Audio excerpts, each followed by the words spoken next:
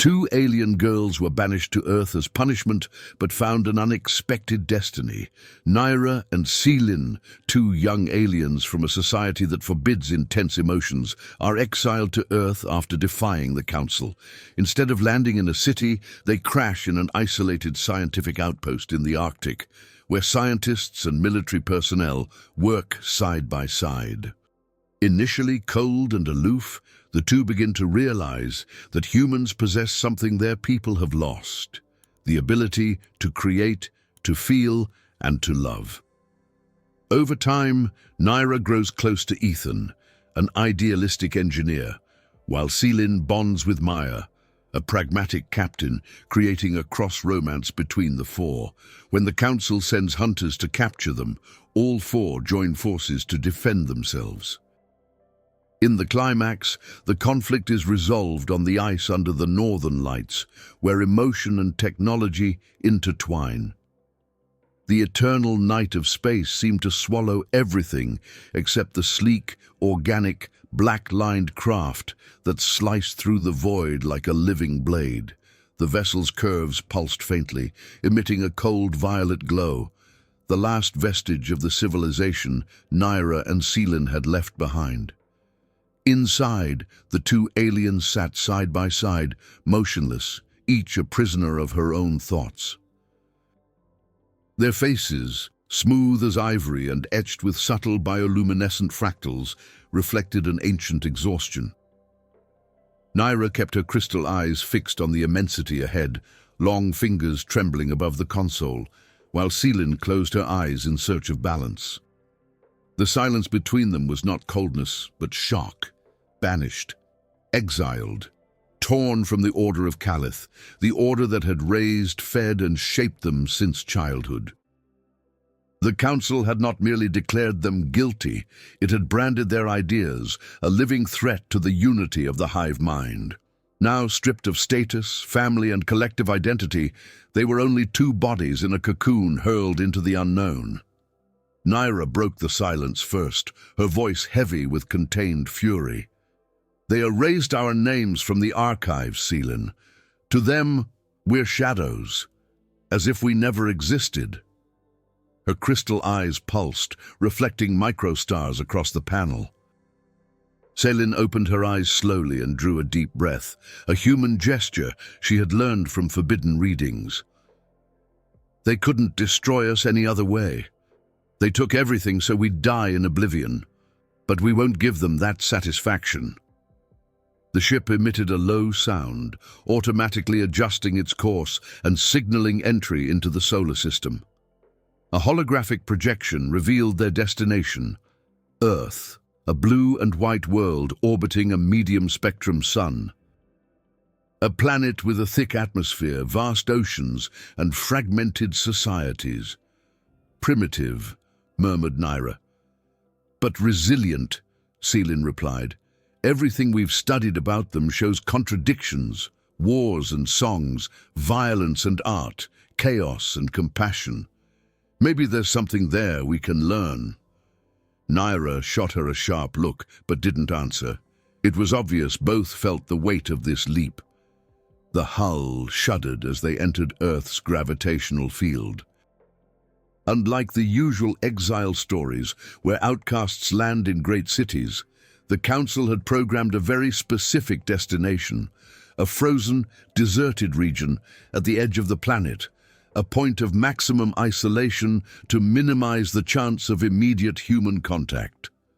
The trajectory pointed to a plateau of ice and dark rock, winds constantly blowing at lethal temperatures. It was exile within exile. Geographic confinement added to cultural distance. Seelin adjusted the manual controls, her gaze determined. "Brace yourself. Their atmosphere is dense and unpredictable. We won't have a soft landing." The ship plowed through thick clouds, electricity arcing over its hull, the heat of friction drawing golden trails across the polar sky.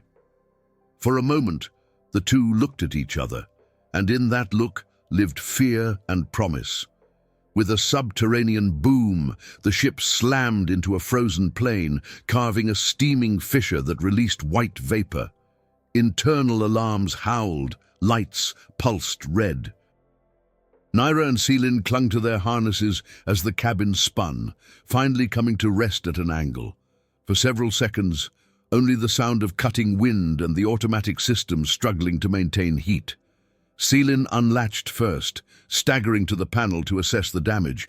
Thermal shield compromised, jump drive destroyed. We're stuck.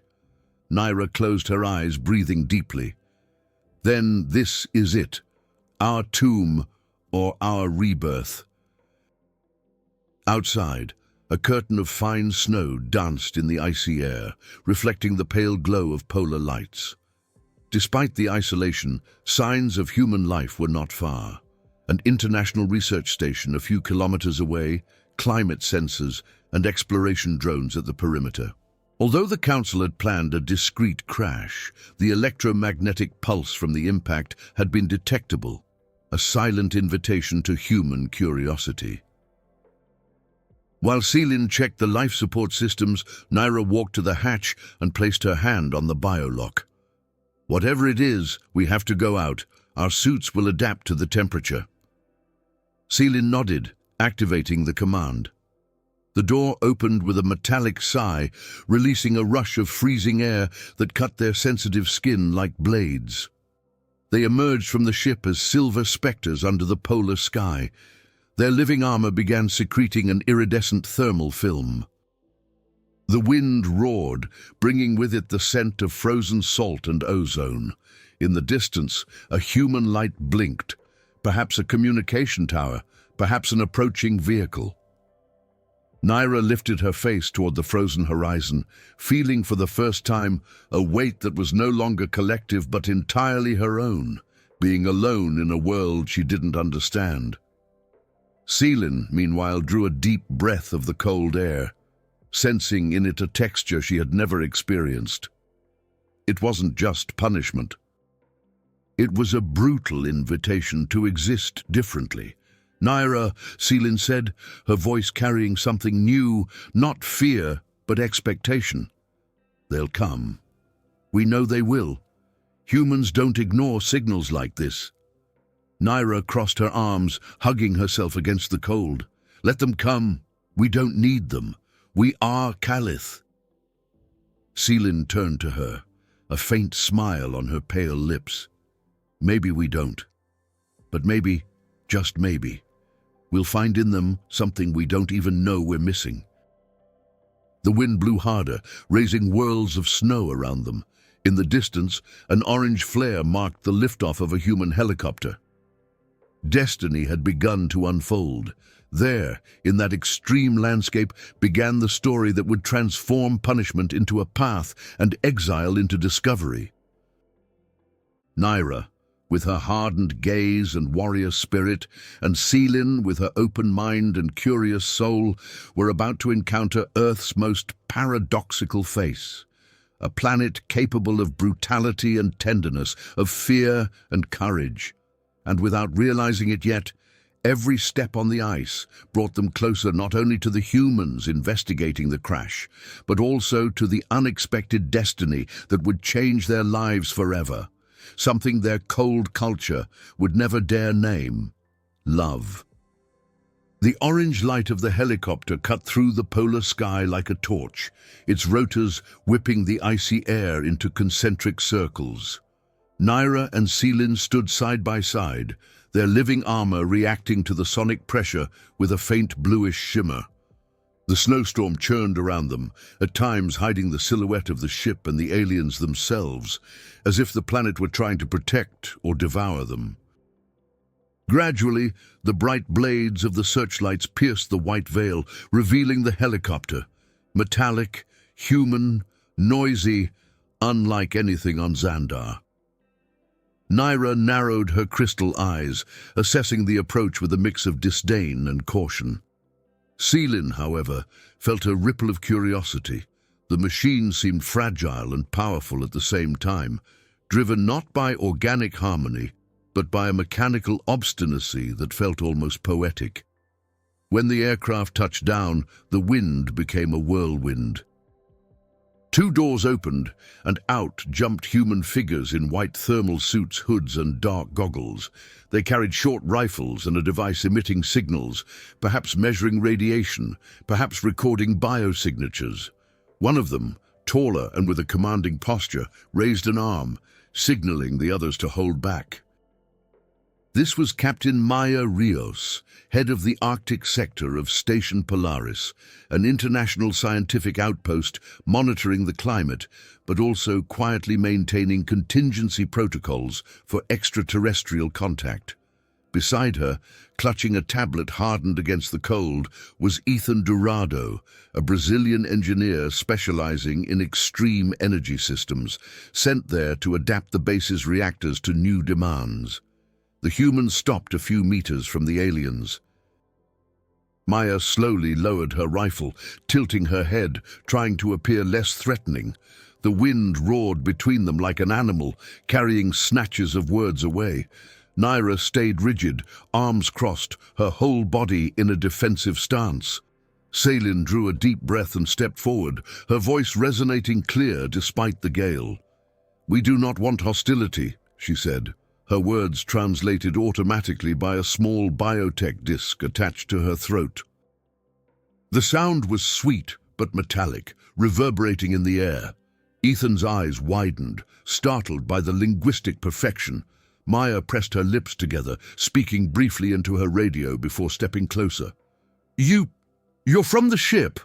Maya shouted over the rotor noise. Celine gave a small nod, while Naira remained motionless, eyes scanning every human movement. "We are Naira and Celine of the Order of Calith," Celine said. "Exiled. No return." Maya lowered her eyes for an instant, processing. Ethan, impulsive, took a step forward, lifting his empty hands. "It's far too cold for you to stay here. Please come with us. The station is safe." Naira tilted her head, a shadow of irony in her gaze. "Safe? In the world of humans? I doubt it." Celine touched her sister's arm, a subtle gesture. "Maybe we should listen," she murmured in their own language. Naira narrowed her eyes but didn't reply. Earth's official protocol for extraterrestrial contact called for neutralization, quarantine, and interrogation. But faced with the obvious fragility of the two figures, Maya decided to risk a different path. She signaled her soldiers to lower their weapons and spoke more softly. "If you want to survive here, you'll need shelter. You can come voluntarily, or we can force the issue. I prefer the first option." Celine inclined her head, analyzing each word. Naira looked toward the frozen horizon, an infinite hostile plain. Even for adaptable aliens, it meant a slow death. With a sudden movement, she uncrossed her arms and stepped up to Maya. "Take us," she said at last, "but if you try to harm us, there will be no safe place for you." Maya kept her face impassive, though a shiver ran down her spine. "Understood." She motioned for the soldiers to holster their rifles. Ethan stepped closer with a thermal blanket, but Celine raised her hand, smiling slightly. "No need. Our suits regulate temperature." Ethan hesitated, fascinated by the softness in her voice. "All right," he murmured. The boarding of the helicopter was silent except for the roar of the blades. Naira and Celine entered first, followed by the team. From above, as the craft lifted off, they could see the fissure in the ice left by their ship, a bluish scar across the endless white. Celine stared at that mark until it vanished under the clouds, as if she were watching her own past being buried. Naira, meanwhile, observed the humans with predator's focus, how they gripped their seatbelts, how they looked at the sisters when they thought they weren't being watched, how their breathing labored at altitude, every detail logged as pattern or weakness. 40 minutes later, the helicopter landed on Station Polaris's helipad, a cluster of cylindrical modules linked by metal walkways, glowing with bluish lights against the backdrop of the polar sky. In the distance, turbines vented white plumes of vapor. The sound was hollow and metallic, unlike the organic music of Xandar. Maya disembarked first, giving quick orders in Spanish to the team preparing an isolated entry for the aliens. Selin exited the helicopter with fluid movement, while Naira stepped out with calculated rigidity. The humans instinctively drew back, opening a path. Inside the reception module, artificial warmth enveloped them. The air smelled of metal, oil, and coffee. Screens displayed climate data and colorful graphs, while a blue and white flag bearing the station's emblem swayed gently. Maya led them through a narrow corridor into a circular room lined with acoustic panels and discrete cameras. "This is it," she said, "our meeting space." Ethan set his tablet on the table and began recording vital signs and field readings. Selin looked around with restrained fascination, brushing her fingers along the metal surfaces, feeling the vibration of the machines. Naira crossed her arms, her expression hard as stone. Maya removed her hood and finally showed her face. Medium brown skin lined with fine wrinkles, hair pulled back into a tight bun, eyes steady. "Before anything else, I want to be clear. You're not prisoners. But we need to understand who you are and what you intend. We can't just let you wander without knowing anything." Selin nodded calmly. "Understandable. We also have no intention of harming this planet. We were banished. We have nowhere to return." Naira stayed silent, her crystal eyes glinting with green undertones. As they talked, Ethan noticed details no one else did. The sisters' synchronized breathing, the bioluminescent reflections under their skin, the way Selin tilted her head slightly when she listened. To him, it was like standing before a living enigma, part science, part poetry. Maya, meanwhile, felt a tightness in her chest. She faced a choice not covered in the manuals. Treat the aliens as prisoners and lose a unique opportunity for dialogue, or treat them as guests and risk the station's safety. Something in Selin's calm had convinced her it was worth the risk.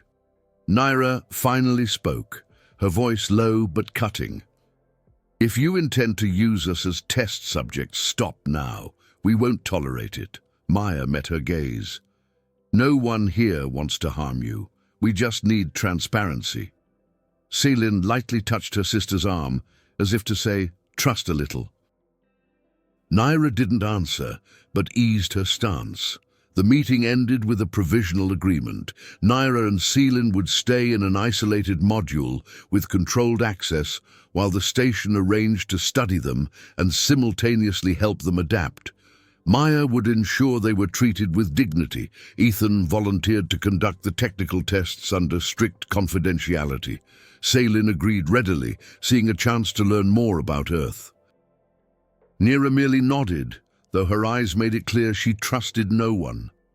As they were led through the station's illuminated corridors to their designated quarters, Selin felt a mix of apprehension and hope. The texture of the metal floors, the smell of oil, the constant hum of turbines, everything was new and, in a way, thrilling. Naira, by contrast, saw every detail as a potential threat. Yet even she couldn't ignore the strange sensation rising when she noticed Ethan's gaze, not fearful, but sincerely curious. Upon arrival at the module, Maya explained the basic rules. "You may communicate freely with each other. You'll have food and clothing adapted to the climate, but you can't leave without an escort. We need time to understand one another," Selin acknowledged with a slight nod. Naira turned her back, staring through the narrow window at the icy horizon outside. For the first time, she felt Earth's weight not just as a prison, but as the stage for something she couldn't yet name. The helicopter that had brought them was already distant, a tiny dot against the vast white. Inside that small heated module began the silent first act of a transformation. What for Maya and Ethan was just a mission would become a turning point. What for Naira was just exile would become revelation.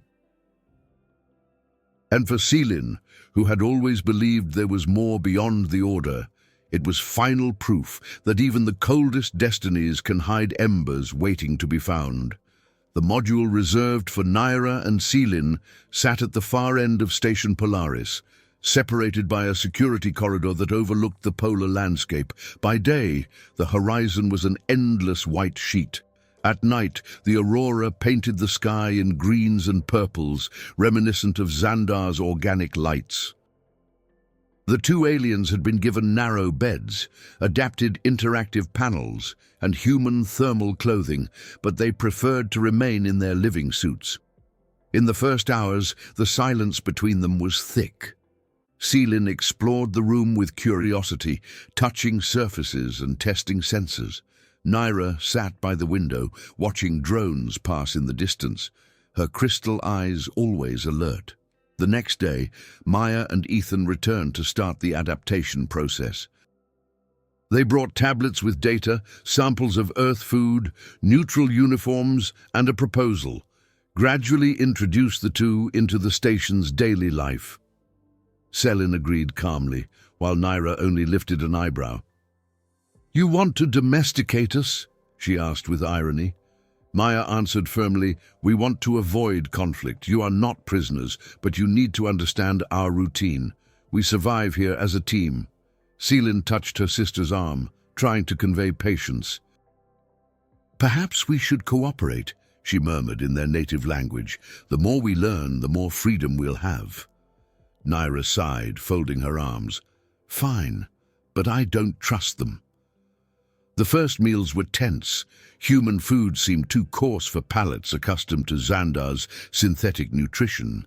Seelin, however, showed interest in the unfamiliar flavors, while Naira ate only the bare minimum. Ethan used those moments to observe their reactions, making discreet notes. He noticed that Seelin asked questions about ingredients, preparation, the history behind each dish. Her curiosity was like a silk thread stretching between worlds. Naira, by contrast, kept her gaze fixed on nothing, yet even she was sometimes swayed by small details. The smell of coffee, the warmth of soup, the texture of bread. To ease tensions, Maya decided to introduce the aliens to station activities. Seelin began helping in the spectroscopy lab, where she could examine geological and climate data. She was fascinated by the way humans improvised solutions to complex problems with simple tools, a chaotic ingenuity that contrasted with Xandar's planned efficiency. Naira was invited to join physical training with the security team, but refused, preferring to practice alone in the module using defensive movements from the Order of Calith. Even so, Ethan noticed that when no one was looking, she watched the human exercises through the room's glass, studying each step. Nights were the hardest. The wind roared outside, making the module vibrate. Seelin would lie down and stare at the ceiling lit by the filtered colors of the aurora. Naira remained seated by the window, like a sentinel. "Don't you sleep?" Seelin asked softly. "I sleep when I can," Naira replied. "I know they watch us. I won't be caught off guard." Seelin sighed and closed her eyes, but sometimes a thought surfaced. What if humans weren't just jailers? What if, in that cold, a different kind of warmth was waiting for them? Living together began to produce small moments of connection. Ethan patiently explained to Seelin how the station's solar panels worked, showing diagrams on his tablet. In return, Seelin commented carefully on Xandar's energy manipulation theories without revealing critical secrets. As their conversations progressed, Ethan realized she wasn't speaking only about science, but about a worldview, a way of seeing the universe as a living, interconnected organism. That perspective both enchanted and challenged him. Seelin, in turn, noticed something in Ethan that didn't exist in the Council, a spark in his eyes when he spoke about his projects, a genuine delight in discovery. Meanwhile, Maya tried to break the ice with Naira. She trained with her in the station's small gym, measuring reflexes, strength and speed. At first, Naira saw Maya only as a human commander, disciplined, predictable, potentially dangerous. But little by little, she perceived another layer. Maya was a woman marked by loss, someone who had chosen an isolated post to escape the weight of painful memories. Sometimes during training, Naira caught a flicker of sadness in her eyes and felt a strange empathy. Despite the progress, tension remained. Some members of the human team distrusted the aliens and whispered in the corridors. Extra cameras were installed, and reports to higher-ups became more frequent. Naira noticed every movement and warned her sister, "They're waiting for us to slip so they can lock us down for good." Celine shook her head. "Not everyone is like that. Ethan isn't. Maya isn't." Naira frowned, as if unwilling to admit it. "You trust too quickly." One afternoon, an incident marked a turning point. During a lab test, one of the station's generators failed, releasing a wave of extreme cold inside the module. Alarms blared, and one door jammed, trapping 2 technicians. Without hesitation, Celine used a fragment of her organic technology to stabilize the system and open the door before the humans froze. Ethan witnessed everything, stunned. Maya arrived seconds later and saw the technicians collapse to the floor, alive. Naira stood at the doorway, watching without moving. After the incident, the team's perception shifted subtly. Celine was seen as cooperative, Naira as an intimidating presence, yet possibly protective. That night, while Ethan thanked Celine personally for the heroic act, Maya approached Naira in the corridor. "Did you know your sister would do that?" she asked. Naira shrugged one shoulder. "She's always been like that. Sees the good first, the danger after." Maya gave a slight smile. "That's not weakness, it's courage." Naira held her gaze a heartbeat longer than necessary, something indefinable passing between them, then walked away without a word. The episode also sparked an internal change in the aliens themselves. Celine began to question whether exile had truly been a punishment or a veiled opportunity. "They have flaws, Naira," she would say at bedtime, "but they also have something we lost: creativity, hope, pure feeling." Naira lay silent, staring at the ceiling, but somewhere inside she began to feel tiny cracks in the ice she had built around her heart. In the days that followed, the station's routine became a delicate balance. The aliens discreetly taught about clean energy. The humans shared small earthly rituals, making coffee, listening to music while working, telling stories at night. Naira and Celine absorbed it all in silence, but in different ways. Celine smiled often. Naira stayed reserved, though her eyes gradually softened. That intense coexistence planted the seeds of what was to come. Not only their bonds with Ethan and Maya, but also the suspicion of outside authorities who were beginning to notice an undesired emotional proximity. Outside, in satellites and hidden sensors, reports on the exiles were already piling up. But inside Station Polaris, Naira and Celine discovered the texture of human life, its imperfections, small gestures and flavors, and in doing so, they began to change. As the aurora danced over the polar sky that night, Celine pressed her forehead to the module's window, feeling the cold through the glass. Behind her, Naira murmured, "It's different, isn't it?" Celine smiled without turning. "It is. It's as if this planet breathes in another way." Naira didn't answer right away.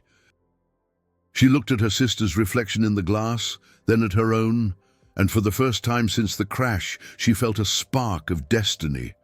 There, at the end of the world, not just adaptation began, but transformation. The cold felt less aggressive that morning, as if the wind had grown tired of proving its strength. At Station Polaris, the routine moved in measured steps. Soft alarms at the artificial dawn, the smell of fresh coffee, screens waking up in a cascade. Celine arrived at the lab before Ethan, drawn by the soft glow of the spectrometers. She ran her fingertips over the panels as if touching the surface of a lake. When Ethan entered, still adjusting his coat, he stopped at the door for a second, watching her as one might contemplate an undiscovered constellation. "I brought something for you," he said, lifting a small portable speaker. "Music." The word landed lightly in the air. Celine tilted her head, curious. "Musik." Ethan laughed, connecting the device. A cello began to pour out long, almost liquid notes that spread through the lab like a warm blanket. Celine blinked slowly. "This bends time inside us." Ethan hadn't thought of it that way, but the phrase pierced him. They stood side by side, silent, while the notes drew invisible geometries. Finally, Celine spoke, very softly.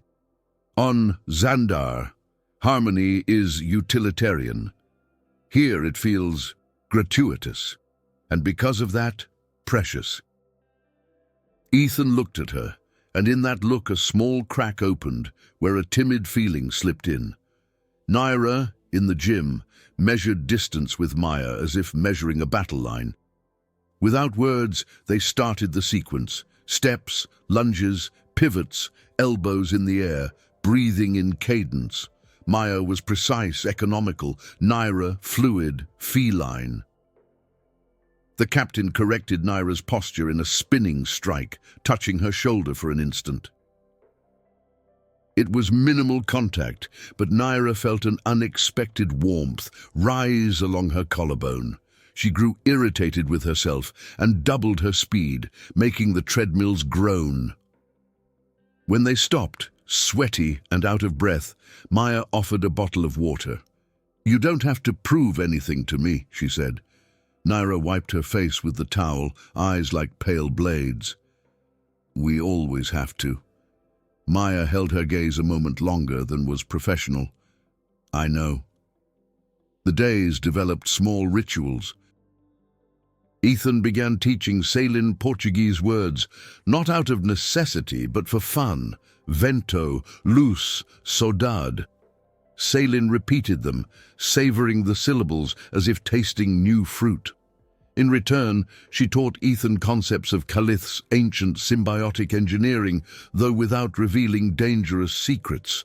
Lines of force not mapped, but measured in rhythms, materials behaving like adaptive organisms. The lab became a liminal space where science and feeling blurred. One afternoon, a white storm whipped across the ice and knocked down the secondary antennas. Power failed for minutes. The lights went out, and the cello fell silent.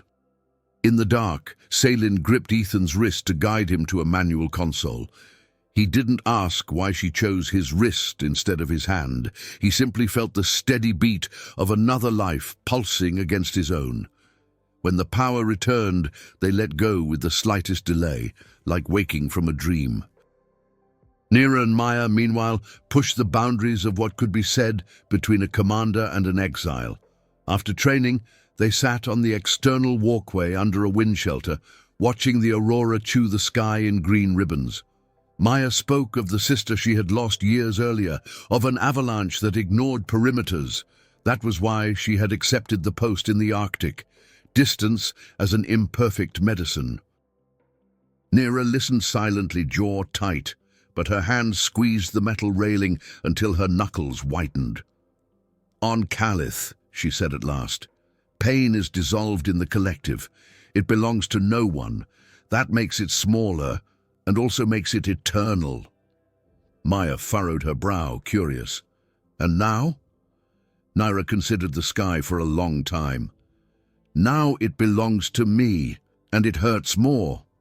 The captain did not answer. She only inclined her head, a silent respect for a courage reports can't record. Protocols, however, did not sleep. Headquarters sent an encrypted memo. Maintain interpersonal distance. Avoid non-operational contact. Cold words trying to freeze what daily life insisted on warming. Maya read the notice on her terminal, jaw clenching. Ethan received the same warning and closed his eyes for a moment, as if holding back a sneeze of the soul. Neither spoke of it to the exiles, but the invisible weight changed the air in the corridors like a shift in pressure. It was in this silent tension that the second incident occurred. An inspection drone, old and stubborn, ignored the suggested route and dove beyond the safe perimeter. Readings indicated unstable ice and a pocket of supercooled water, a perfect trap. Maya was on duty. She ran to the navigation room and watched the telemetry jump like a fish out of water. "It's going to crash," she said aloud, even though she was alone. Naira, training in the corridor, entered without asking. "Show me." Maya pointed at the screen. Nira calculated angles with cruel speed. "If you fire a directional heat pulse now, the pocket collapses, but the drone sinks. If you do nothing, the ice breaks and you lose the drone and maybe the secondary platform if the fracture spreads." Maya bit her lip. "We don't have the range to heat, only the edge." Naira stayed silent for a heartbeat too brief to be doubt. "I do." Maya hesitated for an instant that hurt. Protocols, distance, the memo buzzing silently. Then she nodded. Naira placed her palm on the casing of one of the thermal conduits and allowed her living suit to open, exposing a mesh of bioluminescent filaments. The cross-conduction reverberated through the station's metal like an extra heartbeat. The heat map redrew itself on the screen, a warm, precise tongue touching the unstable point. The ice gave way where it needed to, the water rose, refroze further ahead, and the drone, dizzy but intact, floated back into the safe corridor like an animal freed from a trap. Maya exhaled the breath she hadn't realized she was holding. "Thank you," she said, and it was a small word for what fit there. Naira withdrew her hand, sealed the suit, and had a moment of vertigo. She had used too much energy. She staggered, and Maya caught her by the shoulders, firm, warm, human. They stayed like that an instant longer than necessary. "I'm fine," Naira murmured, not moving away immediately. "I know," Maya replied, not letting go immediately either. The aftermath drew looks. Two technicians whispered in the corridor. Someone noted in a report that the exile demonstrated uncharted thermal coupling capabilities. The neat way to say, "She saved what's ours." And yet, the distancing memo was resent, as if repeating an order gave it moral weight. That night, Maya couldn't sleep. She got up, made coffee, walked out to the external walkway. She found Nira there as if they had planned without planning. "Humans send reminders when they're afraid," Naira said, looking at the aurora. "So do we," Maya answered, leaning her forearms on the railing. "We call it discipline." Selin and Ethan, unaware of the scene, worked on fine-tuning panels. The cello played again, but now in dialogue with a recorded clarinet, duets seeking and missing each other. Selin moved her fingers in the air, following the melodic lines as if stitching something invisible. Ethan watched her and said, almost without thinking, "You do with air what I do with wires." Selin smiled softly. "You do with wires what I do with silence." He laughed, and the laugh disarmed a part of him that had lived in constant readiness. "Selin," he began, and didn't know how to continue without breaking the delicacy of the moment. She saved him. Protocols grow heavier when what needs to be born has already been born. Ethan lowered his eyes, defeated. "I know." The device played a long chord and they stayed there, close enough to feel each other's warmth, but separated by a centimeter of survival. In the following days, Station Polaris learned to walk a tightrope. On one side, the abyss of distrust. On the other, the precipice of closeness. In the middle, a narrow line where one dances barefoot. Maya and Naira honed that dance, training that was already conversation, silences that were already confession. Celine and Ethan wove another dance, science that was already care, new words that were already promise. The rest of the team oscillated between respect and fear, curiosity and caution. Rumors began circulating that headquarters might send a team to standardize procedures, a shadow stretching down the corridors. One grey-skied afternoon, the station plunged into an eerie silence. No wind, no vibration, the kind of stillness that always brings something with it, in deserts, at sea, across ice fields. Celine stopped mid-sentence and turned her head as if hearing a distant call. Naira in the gym froze mid-strike. Maya lifted her head from the terminal. Ethan removed his earbuds. All four at once. The alarm didn't come from the station. It came from the ice, a deep tectonic crack that rumbled through the ground like low thunder. Screens lit up on their own with data no one had requested. A signature. Not human. Not from here. The first line of the report wrote itself on the monitors. Object approaching from beneath the ice. Intelligent trajectory.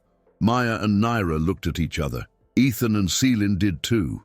The Bond's headquarters wanted to keep at a distance, tightened like steel cables. Because when what's out there arrives, what's in here decides who we are.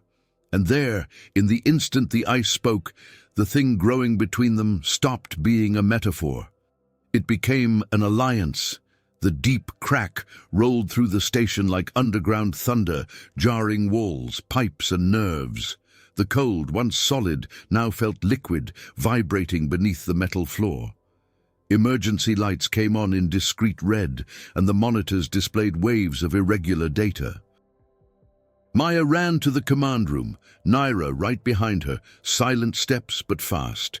Ethan dropped the tablet in the lab and instinctively pulled Celine by the arm. She didn't resist, but her steady gaze revealed she'd already sensed something coming. The automatic doors slid open, revealing the central panel with an unusual signature. An object moving beneath the ice on a controlled, curved trajectory, like an invisible shark in crystal waters. "It's not a geological fault," Celine said before the sensors even confirmed it. "It's something or someone." Maya shot her a look. "Do you recognize this pattern?" Naira narrowed her crystal eyes, fingers clenched on the edge of the console. "It's not terrestrial, it's Calith." The word fell into the air like fractured ice. Ethan felt his stomach knot. "They came after you?" Naira didn't answer immediately. She looked at Celine, silent conversation. Celine nodded slowly. "Yes." "The Council sent sentinels. They don't let dissent take root. They need to erase us." Maya kept her voice steady. "What are sentinels?" Naira drew a deep breath, a heavy gesture for someone who barely breathed. "Hybrid organisms, part biotech, part collective consciousness. They don't communicate, they hunt, and they carry out orders to the end." Ethan swallowed. "And what do they do when they find you?" Celine lowered her eyes. "Eliminate the problem, efficiently." The floor vibrated again, closer now, a low boom that made the panels shake. Maya ordered, "Celine, Ethan, lock down the lab. Naira, with me."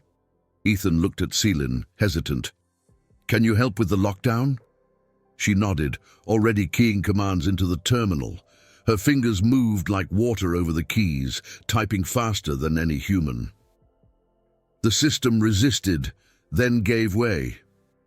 "I sealed the main entries," she said, "but to them, the ice is a living body. They can emerge anywhere." Naira opened the emergency compartment and pulled out a telescopic baton, human alloy. "This won't hold against them," she muttered. Maya handed her a rifle. "Then we'll use this too." Naira stared at the weapon for a second, accepting it as if accepting a pact.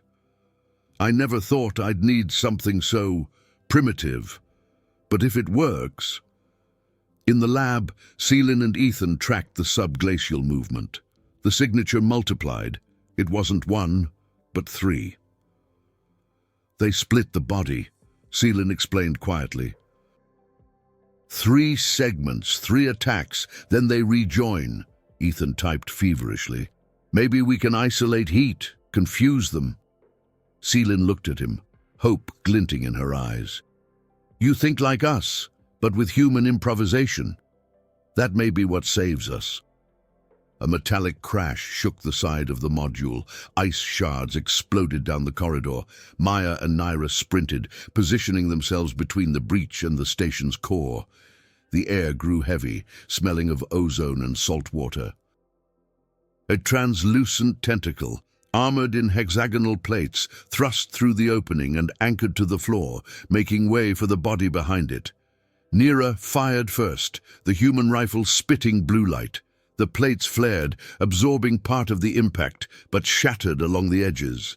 The tentacle recoiled, then came back harder, grasping. Maya fired too, aiming for the joints.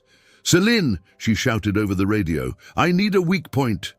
Celine closed her eyes, visualizing the structure. At the base of the plates, where the light doesn't reach, Naira adjusted her aim, fired at the spot indicated. The tentacle burst in a jet of silvery fluid, drawing back with a scream that wasn't sound, but pressure inside the skull. "That hurts down to the bones," Naira growled. Maya held the rifle steady. "We're just getting started." Meanwhile, Ethan and Seelin sketched a desperate plan. "If we can redirect heat from the generators to the fissure, we might create a steam bubble and weaken their carapace," he said. Seelin nodded. "But we have to sync it with the shots for the thermal shock to work." Ethan looked at her, deciding in seconds. "I'll head to the generator core." Seelin reached out and gripped his arm, firm. "You're not going alone. I'm going with you. I know their rhythm." They ran down the side corridor, passing pipes that vibrated with every impact from the ice. Lights flickered, metallic sounds blended with biological roars.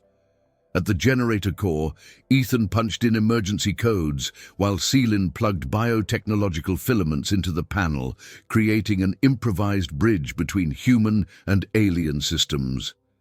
"This will link us to them for a moment," Seelin warned. "I'm going to feel what they feel." Ethan looked at her, brow damp with sweat. "And if it's too much?" She took a deep breath. "Then you pull me back." On the front line, Maya and Naira fought together, their movements increasingly synchronized. The second creature surfaced, splitting the ceiling with translucent blades. Maya rolled aside, Naira twisted the rifle and fired behind her, hitting the flank. They moved like mirrors in combat, every gesture of the captain finding its echo in the alien, a dangerous dance between discipline and instinct.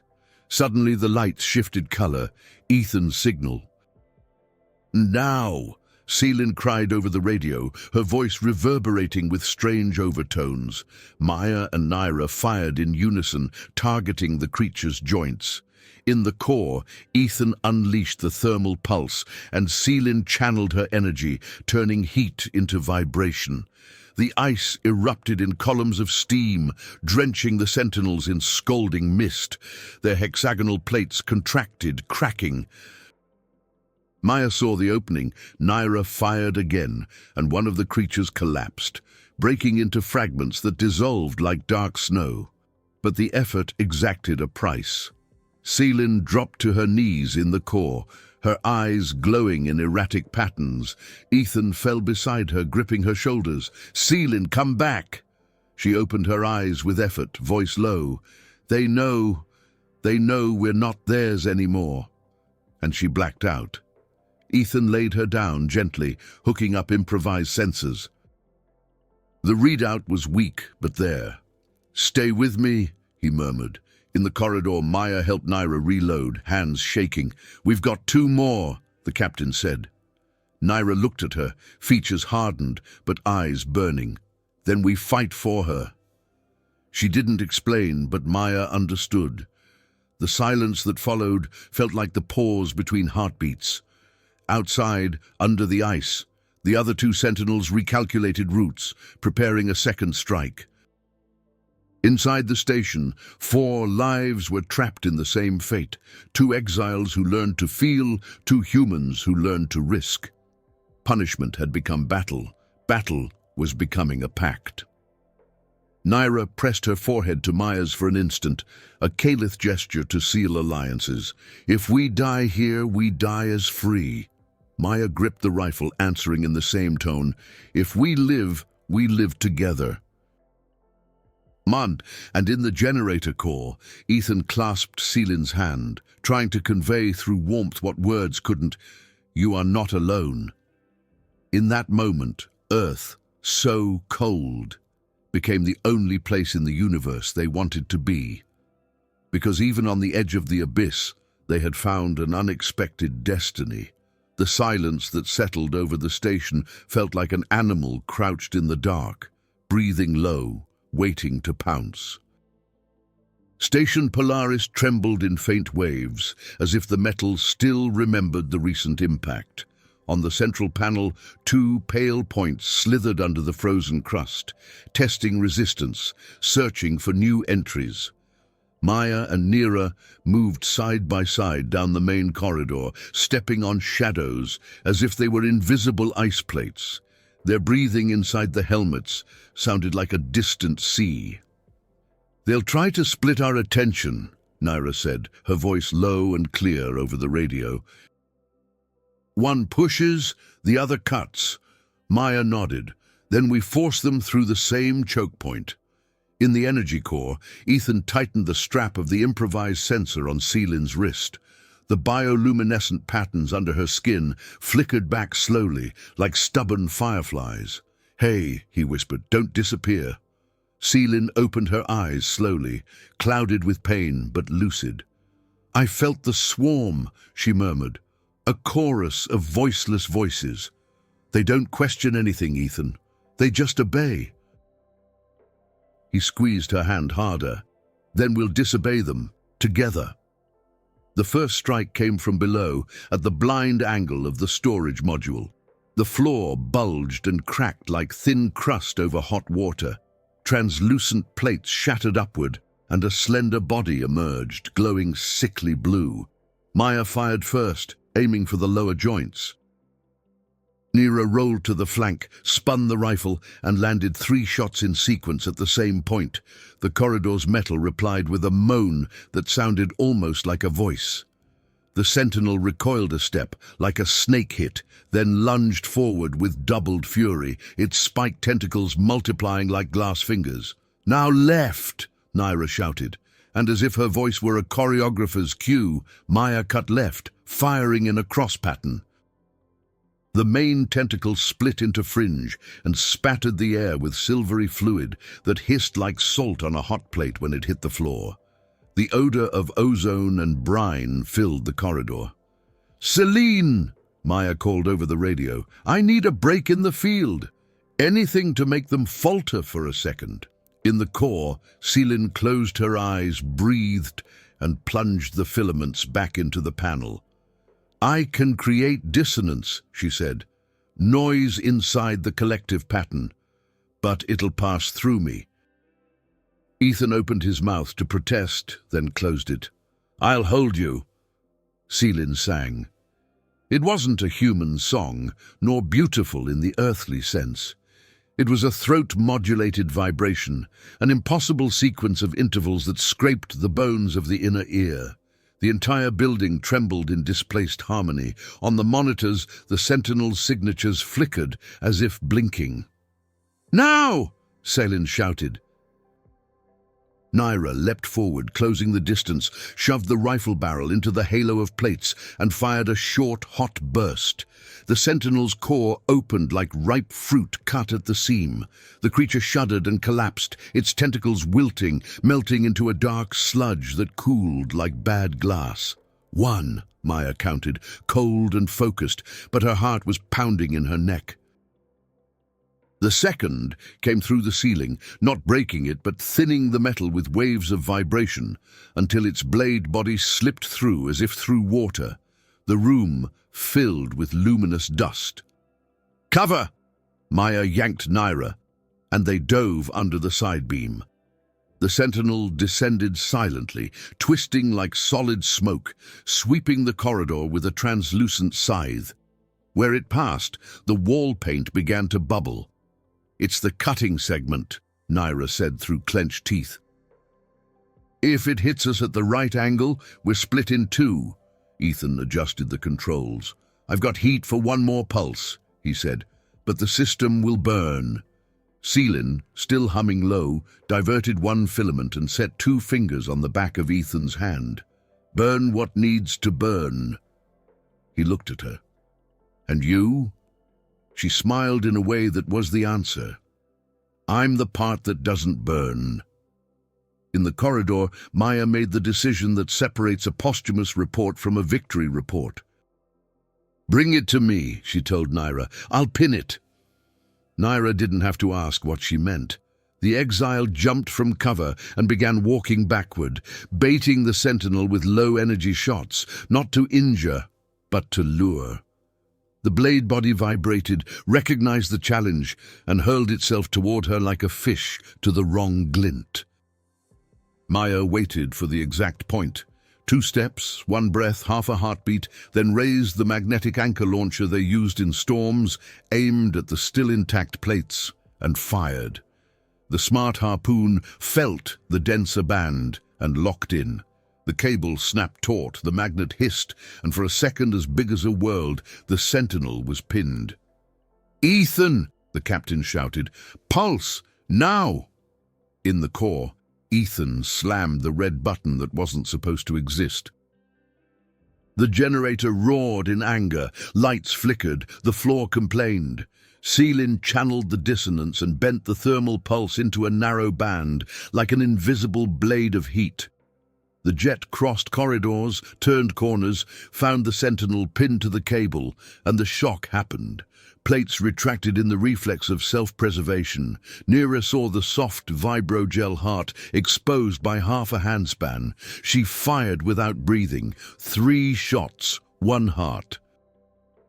The creature shuddered in silence and came apart like bad snow. Station Polaris fell into true silence for the first time since the initial crack. Not the crouched animal silence, but an exhausted body silence. Maya released the trigger and only then realized her hands were shaking. Naira took a step too and gripped her wrist.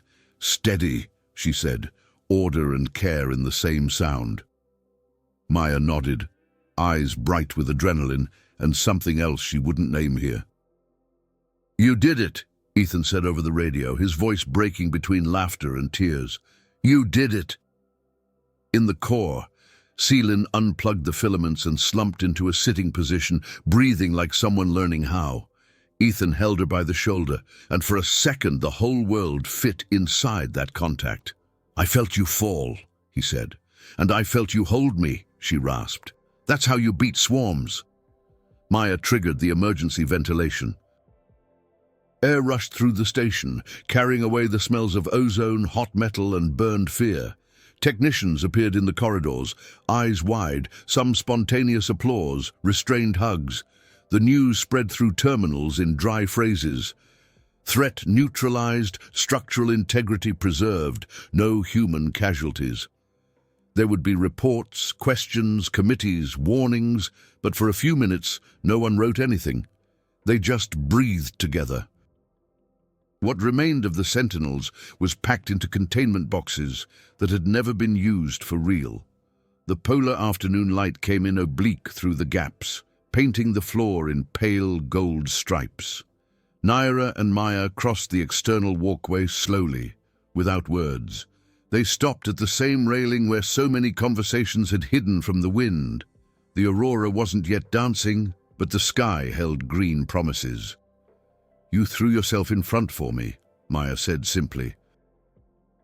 Naira turned her face just enough for her profile to be traced by the light. "For us." Maya let her head fall against the cold bar and laughed softly. I always thought discipline was my armor. Today, yours was." Nera considered the phrase with a seriousness that would make one laugh in any other context. "On Kalith, armors connect, otherwise they're heavy." Maya nodded slowly. "Then connect." In the lab, Ethan adjusted the speaker. The cello returned, not like before, now with a sustained chord underneath, a slow pedal, like a new foundation. Celine approached the glass and pressed her forehead to it, seeking the cold. "You burned what you needed," she said without turning. "And there's still enough left." Ethan leaned his shoulder gently against hers. "We repair what burned." Celine smiled, almost invisible, and closed her eyes. "That's the human part I envy." Night brought the first post-shock meeting. Screens full of distant bosses' faces, questions like projectiles. How did you get the weakness data? Why did you expose the infrastructure? Who authorized operational cooperation with exiles? Maya answered, with the same calm she used to brush ice from her hair, because it was that or die.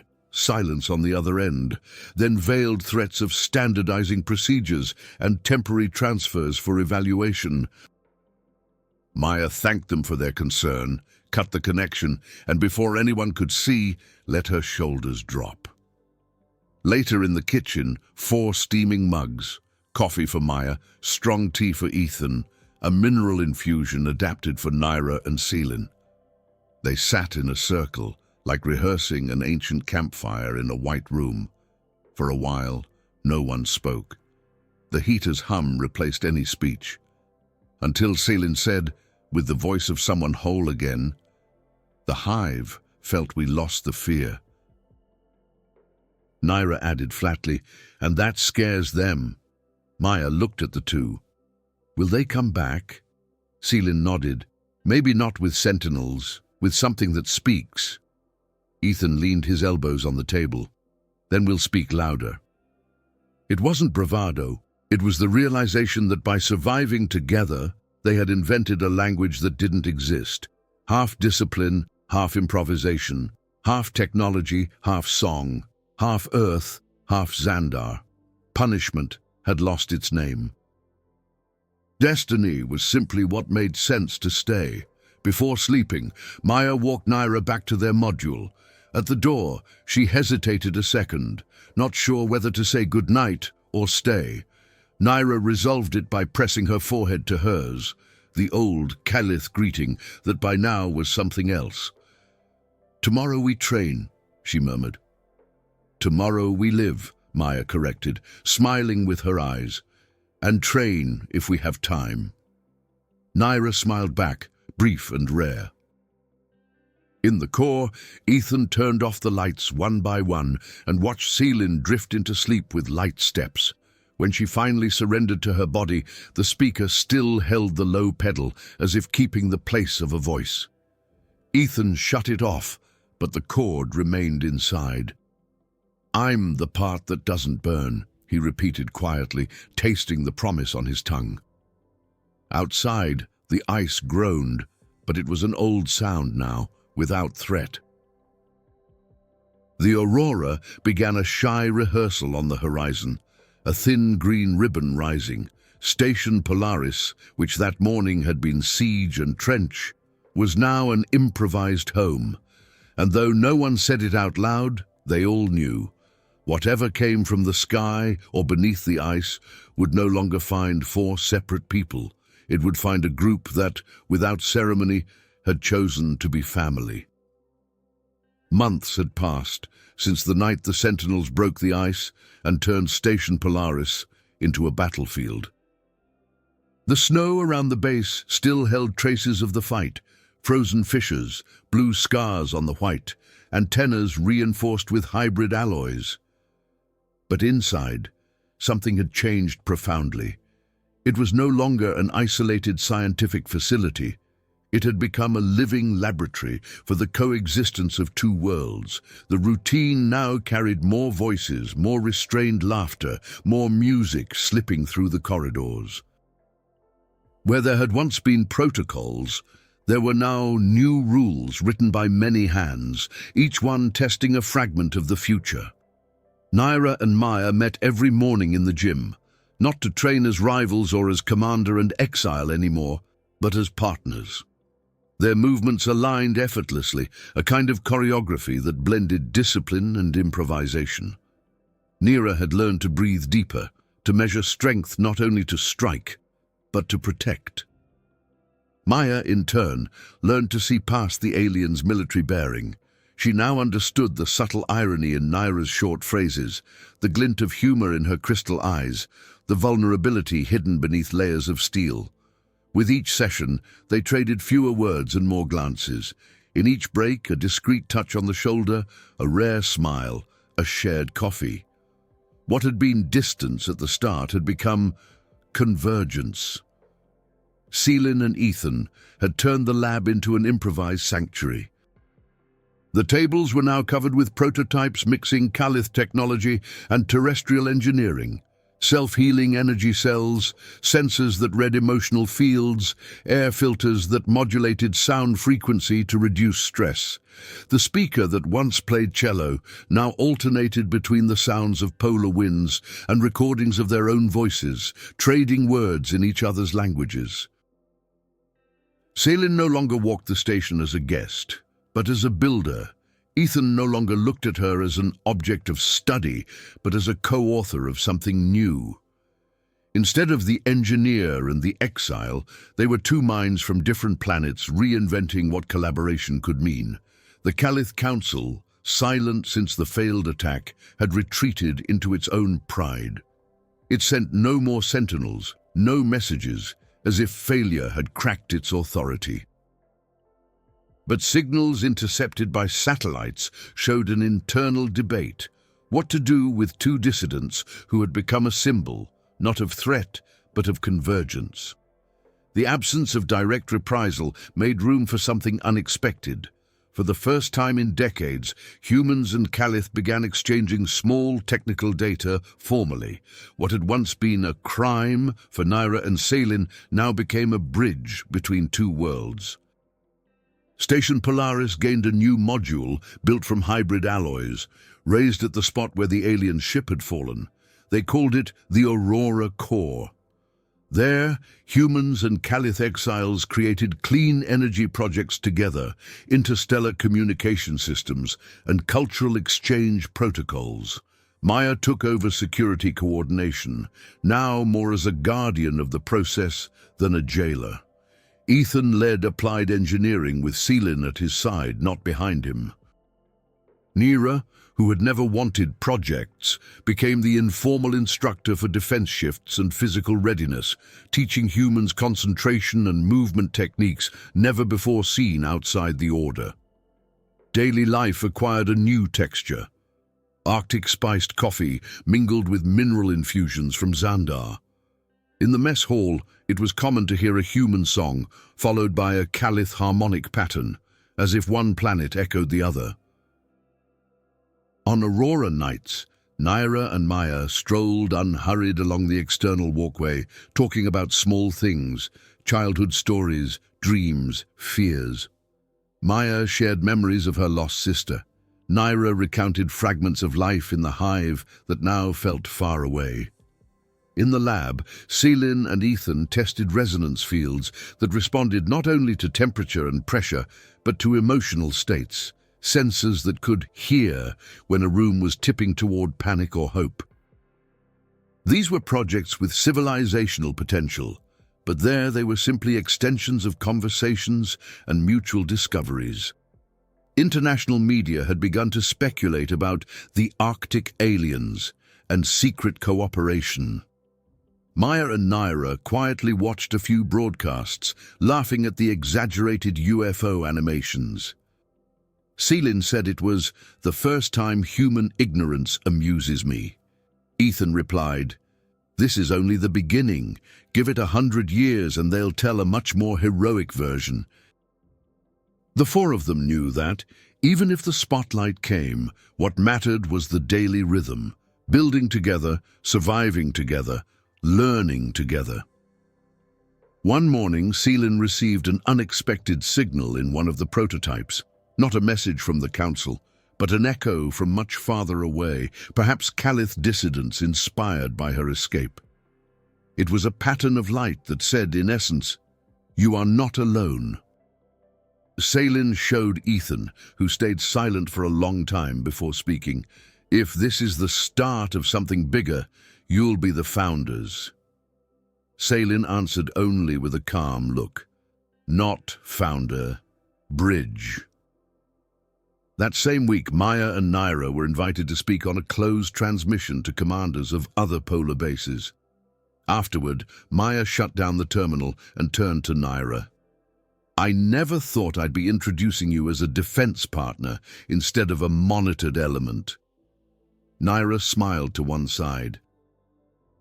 "I never thought I'd trust a human to watch my back, and yet here we are."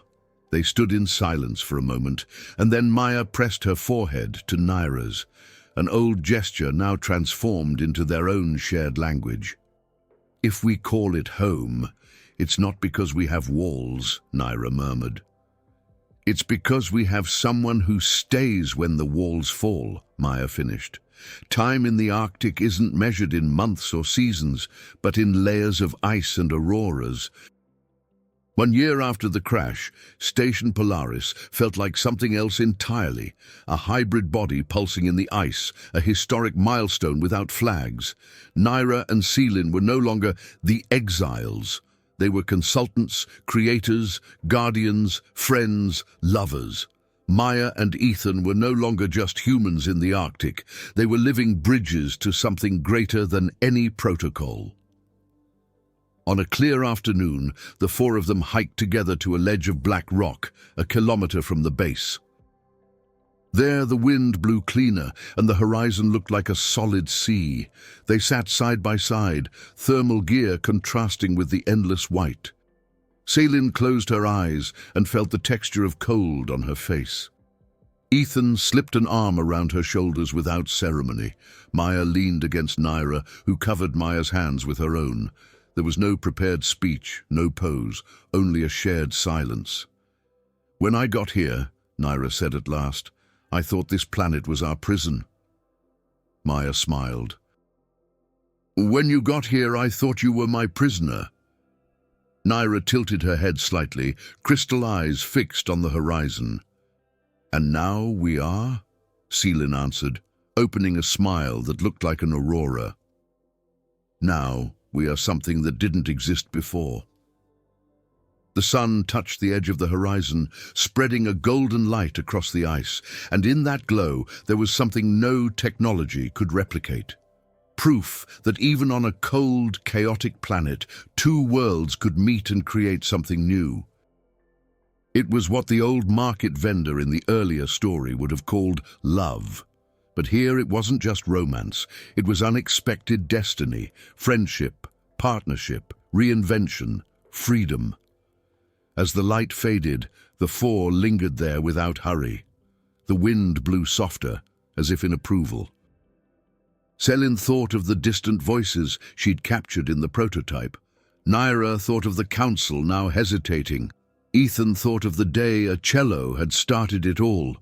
Maya thought of the avalanche that had once taken her sister. Each had an anchor memory. All of them now shared a single point, the present. The destiny the council had planned as punishment had turned into a seed planted in the ice, sprouting against all odds. An unexpected destiny, yes, but not random. At the world's edge, four people had learned the oldest lesson in the cosmos. Freedom multiplies when it's shared, and love isn't weakness, it's architecture for surviving the impossible. When the aurora finally lit the sky in green and lilac waves, the four stood up. There was no formal oath, no protocol.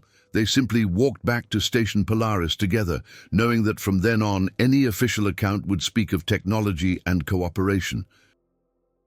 But the real story was another, told in the rhythm of footsteps across the ice. Two banished aliens found an unexpected destiny, and in that destiny the humans found themselves too.